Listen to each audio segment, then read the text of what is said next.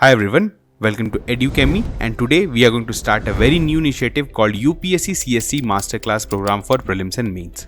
ये बिल्कुल free initiative होगा आपके लिए और ये इनिशिएटिव को हमने स्टार्ट किया है कि आप अपने यूपीएससी प्रिपरेशन को डेली ट्रैक कर सकें और ये देख सके कि आप किस डायरेक्शन में जा रहे हैं। इसके अंदर we will cover some prelims related question जो काफी एग्जाम रेलेवेंट रहेगा और इसके अलावा हमारे जो मेंस इनिशिएटिव है उसमें हम लोग डेली आपको एक क्वेश्चन दिया करेंगे जिसको आपको समझना है और उसके बाद आपको उसको अटेम्प्ट करना है, उसका आंसर लिखिए और जो है आप उस आंसर को सबमिट कर सकते हैं जिसको इवैल्यूएट किया जाएगा बाय आवर डेडिकेटेड मेंटर्स। अब आपको करना है क्या है कि आपको हमारा वेबसाइट विजिट करना है educhemy.com।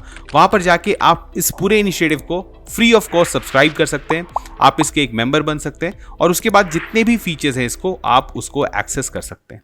ठीक है, तो do visit the website. Now today we are going to solve some prelims related question that is based on polity. So first we will read out the question for you. What you need to do is to try and attempt these questions on your own and then we will see the right answer and also the information that was required to answer that question. तो चलिए करते हैं start. Now one thing important about today's session is that we have taken the questions of L3 level. Okay, now you already know that we categorize the difficulty of the questions according to their you may say the concepts that are required in that question into L1, L2 and L3. Now L3 level questions require a little bit of in-depth knowledge about certain topics. So whatever question you see today, try to attempt those questions and when we will see the right answer and the information, you are going to learn a lot of things. Okay, so let's start. The first question is, consider the following statements about department related parliamentary standing committees. Now the first statement given is, each standing committee's term of office is of 2 years from the date of establishment. Now the second statement is, out of the 24, 8 DRSEs, that is the short form for department related parliamentary standing committees, work under the Rajya Sabha and 16 DRSEs under the Lok Sabha. The third statement is, a minister cannot be appointed to any of the DRSEs and if a member of a DRSE becomes a minister, he ceases to be a member of that committee. Now the question is, which of the above statements is or are correct? Now the options given are similar to what you saw in UPSC Prelims 2023. The first option is, only one of the statement is correct, only 2 statements are correct, all the 3 statements are correct or none of the above statements are correct. जल्दी से बताइए कि इसका सही option क्या होगा and then we will discuss about the information.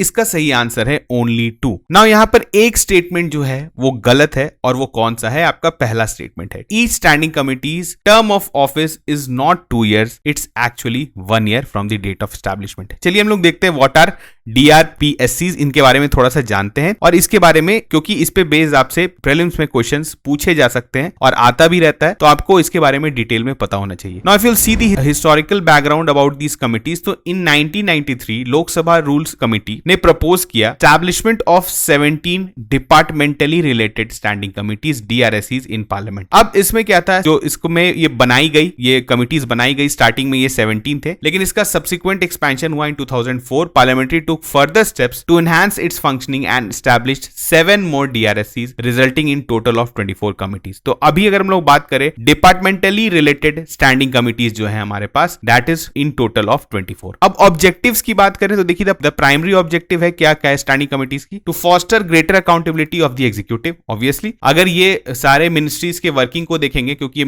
Ministry wise ये committees बनाए जाते हैं तो ये ऑब्वियसली एग्जीक्यूटिव पे एक वॉच कर सकते हैं उनके कैसा काम कर रहे हैं, क्या in line with the budget या in line with the policy वो काम कर रहे हैं या नहीं कर रहे हैं। और यहाँ पर जो है सबसे पहले जो ये जो कमिटीज बनाई गई इससे जो है बहुत ज्यादा एक तरह से हमारे लेजिस्लेचर्स को भी और जो मेंबर्स होते हैं उनको वर्किंग ऑफ द गवर्नमेंट को समझने में काफी आसानी होती है और एक तरह से आप बोल सकते हैं अकाउंटेबिलिटी इंक्रीज करता है। इसके बाद स्कोप एंड कवरेज की बात करें तो यहाँ पर क्या है, इसमें हम लोग देखते हैं कि इसके मेंबर्स कितने होते हैं। तो each committee comprises 31 members, 21 members जो है वो लोकसभा से लिए जाते हैं और 10 जो है वो राज्यसभा से किए जाते हैं। The speaker of the Lok Sabha and the chairman of the Rajya Sabha nominate members from the, यहां पर देखिए यहां पर ध्यान देना, these members are not again elected for these committees. यहां पर जो है स्पीकर ऑफ लोकसभा अपने केस में 21 मेंबर्स जो है लोकसभा से वो नॉमिनेट करते हैं और राज्यसभा से जो है वो 10 मेंबर को नॉमिनेट करते हैं। लेकिन यहां पर क्या हो रहा है, नॉमिनेशन हो रहा है दीज कमिटीज में, ठीक है, और इनका ड्यूरेशन क्या होता है 1 year। अब रेस्ट्रिक्शन क्या है, मिनिस्टर्स अलाउड नहीं है ineligible for membership in any of the DRSEs if a committee member, जो वो कमिटी मेंबर है उनको मिनिस्ट्री दे दिया गया कोई तरीका का, तो वो सीज कर जाएंगे, to be a part of that committee. हमने term देख and out of the 24 DRSEs 8 function at the Rajya Sabha while the remaining 16 operate under the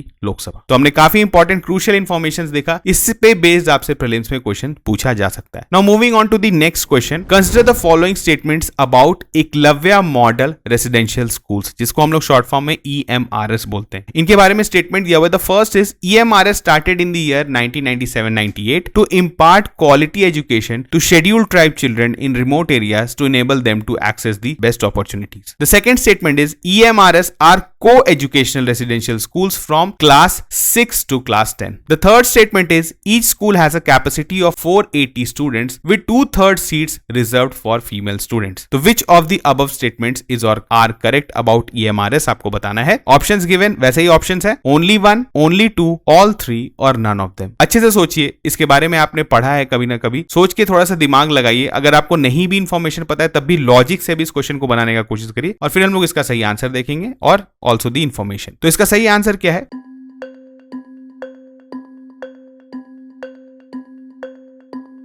इसका सही आंसर है only one. Now the second statement and the third statement is wrong. First statement बिल्कुल generic सा statement है और date में generally UPSC गलती नहीं करते इन तरह की चीजों में. तो यहां पर फर्स्ट जो है EMRS जो है started in the year 97-98 to impart quality education to scheduled tribe children in remote areas. तो ये बिल्कुल सही है. नाउ आगे हम लोग इसके बारे में देखते हैं. तो यहां पर देखिए क्या है, इसके बारे में हम लोग सारे इन्फॉर्मेशन को एक एक करके देखते हैं. अब देखिए EMRS are established in various states and union territories with financial support received under the article 275 clause 1 of the constitution of India. इनके की फीचर्स क्या है? These are co-educational institutions catering to students from class 6 to class 12. यहां पर 10 तक नहीं है, class 12 तक ये स्कूल रहता है और ये एट पार है विद नवोदय विद्यालय. अब यहां पर देखिए कैपेसिटी एंड एडमिशन की बात करें तो each Eklavya school accommodates 480 students ensuring equal representation from both boys and girls. Moreover, at 10% of total seats can be allocated to non-ST students. देखिए यहां पर एक जो ये स्टेटमेंट बनाया गया था कि each school has a capacity of 480 students with 2/3 seats reserved for female students. तो यहां पर आपको ये देख के लग सकता है कि क्या एक स्कूल में आप इस तरह के जो है आप बोल सकते हैं सीट्स क्या रिजर्व कर सकते हैं फॉर फीमेल स्टूडेंट्स, क्योंकि यहां पर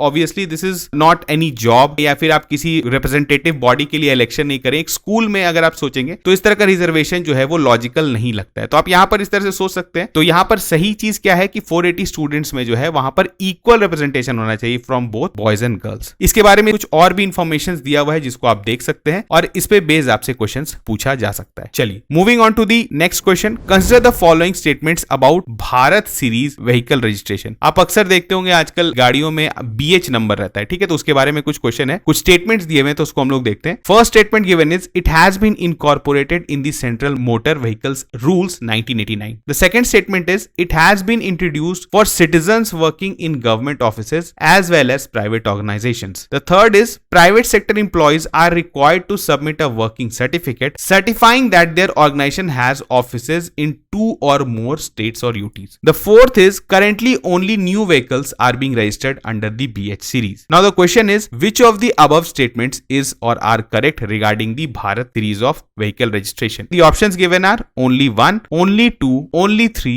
और all 4 them are correct. अच्छे से सोचिए, इस तरह के क्वेश्चंस जो कि रूल्स बेस्ड या तो एक्ट के प्रोविजन पे बेस्ड यूपीएससी आजकल पूछ रही है and this is also L3 level question. इसी तरह के क्वेश्चंस को हम लोग L3 लेवल क्वेश्चंस बोलते हैं जहां पर आपसे किसी भी एक्ट पर बेस्ड इन डेप्थ क्वेश्चन पूछा जा सकता है, स्पेशली इन पॉलिटी. तो अच्छे से सोचिए, दिमाग लगाइए और बताइए कि इसमें से कौन कौन से स्टेटमेंट्स जो है वो सही है.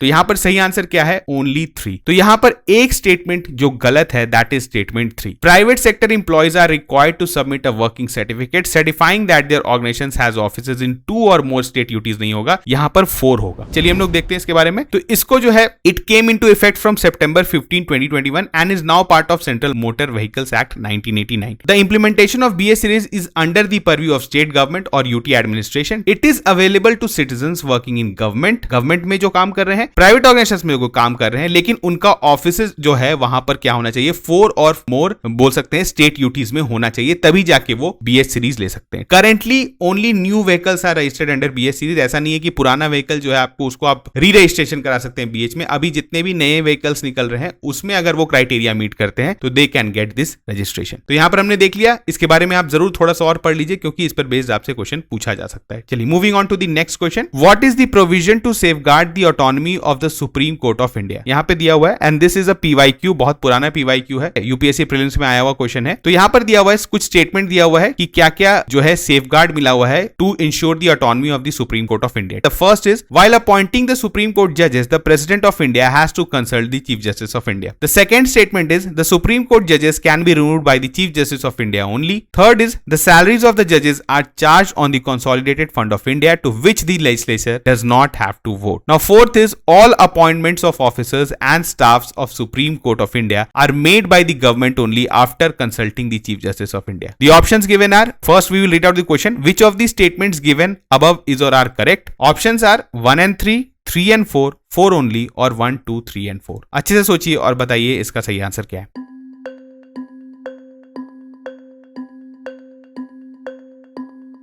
तो इसका सही आंसर है 1 and 3। आपको पता है, देखिए यहां पर अगर ये आपने ऑलरेडी जुडिशरी में पढ़ रखा है, हम लोग एक एक करके स्टेटमेंट को देखते हैं। देखिए फर्स्ट बिल्कुल सही है, आपको पता है कि कंसल्टेशन होता है प्रेसिडेंट जब भी, द जजेस of the supreme court are appointed by the president and CGI is appointed by the president after the consultation with such जजेस of the supreme court and high court as he deems necessary, और other जजेस are appointed by the president after consultation with CGI and such other जजेस of the supreme court and the high courts as he deems necessary. ये जो constitution में दिया हुआ है, आपको पता है सीजीआई से कंसल्टेशन का मतलब क्या हुआ कि जो सीजीआई के साथ जो एक कॉलेजियम बनता है उसका कंसल्टेशन, ऑब्वियसली सीजीआई उसके हेड होते हैं और इसी कारण इनको बोला जाता है कि प्रेसिडेंट जो है इन कंसल्टेशन विद सीजीआई जो है वो किसी सुप्रीम कोर्ट का के जज का अपॉइंटमेंट करती है। अब देखिए द जज of the supreme court can be removed from his office only by the order of the president. यहां पर जो दिया हुआ है चीफ जस्टिस ऑफ इंडिया, ये बहुत बेसिक सा चीज था। अगर आप इसको यहां पर एलिमिनेट कर लेते हैं अगर स्टेटमेंट 2, तो आप देखते हैं कि आपका ऑप्शन डी जो है वो गलत हो जा रहा है और स्टेटमेंट 1 जो है वो बिल्कुल सही है। इसके बाद देखिए सैलरीज ऑफ द जजेस are charged on the consolidated fund of India, this is absolutely correct. इस पर वोटिंग नहीं होता है। जो भी आप बोल सकते हैं जिस भी हेड पे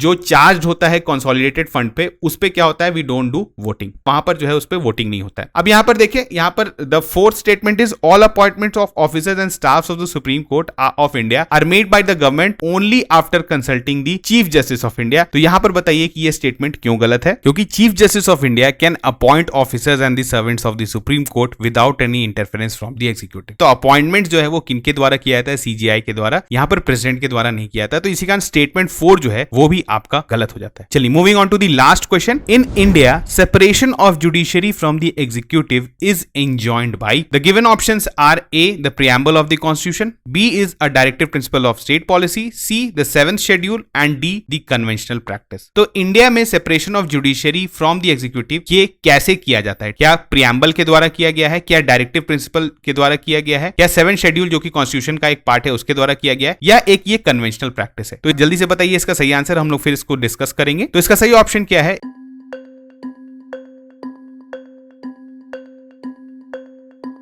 इसका सही ऑप्शन है directive principles of state policy, DPSP में ये दिया हुआ है। तो आपको पता है आर्टिकल 36 से लेके आर्टिकल 51 में इन आर कॉन्स्टिट्यूशन, और किस पार्ट में है, पार्ट 4A में of our constitution deal with directive principles of state policy. वहीं अगर आप आर्टिकल 50 में देखेंगे, ये स्पेसिफिकली मेंशन्ड है separation of judiciary from the executive. इसका मतलब क्या होता है, देखिए separation of judiciary from the executive क्यों होना चाहिए। फर्स्ट तो सेपरेशन ऑफ पावर इंश्योर होता है। द सेकंड थिंग इज कि एग्जीक्यूटिव जो है जिस तरह से वर्क करते हैं उस तरह से जुडिशरी को वर्क नहीं करना चाहिए। जो आपका जुडिशरी है that follows a due process, क्योंकि आपको पता है स्टार्टिंग के टाइम पे when we were ruled by Britishers, तो उस समय क्या होता था कि जो एग्जीक्यूटिव मजिस्ट्रेट्स होते थे वही जो है वो जुडिशियल मजिस्ट्रेट की तरह एक्ट करते थे और वो किसी को भी सेंटेंस सुना सकते थे। लेकिन आपको पता है कि जस्टिस सिस्टम जो है वो बहुत डिटेल्ड होता है और उसका काम करने का तरीका अलग होता है। तो इसी कारण we have introduced different conduct, जैसे आपको पता है आईपीसी, सीआरपीसी। तो ये सब क्या होता है कि इसके थ्रू होते हुए जो है आपके प्रोसीडिंग्स चलेंगे, ना कि ये बिल्कुल एग्जीक्यूटिव तरीके तरीके से चलेगा। तो इसे जो है और ये कहां स्पेसिफिकली प्रेस्क्राइब्ड है, in article 15 under the part 4A of the Indian constitution, जहां पर separation of judiciary from the executive is clearly mentioned. तो यहां पर आज हमने 5 क्वेश्चन सॉल्व किया जो कि बहुत बोल सकते हैं प्रीलिम्स रेलेवेंट थे। इसी तरह के क्वेश्चंस आपके लिए लाते रहेंगे, आप प्रैक्टिस करते रहिए, keep in touch with prelims knowledge also, क्योंकि अभी आप मेंस की तैयारी कर रहे हैं लेकिन प्रीलिम्स को भूलना नहीं है। कुछ कुछ क्वेश्चन सॉल्व करते रहिए, थोड़ा अपना ब्रेन को टेस्ट करते रहिए, लॉजिक को भी टेस्ट करते रहिए और डेफिनेटली आप इसके साथ पढ़ते भी रहे। तो चलिए मिलते हैं नेक्स्ट वीडियो में, तब तक थैंक यू।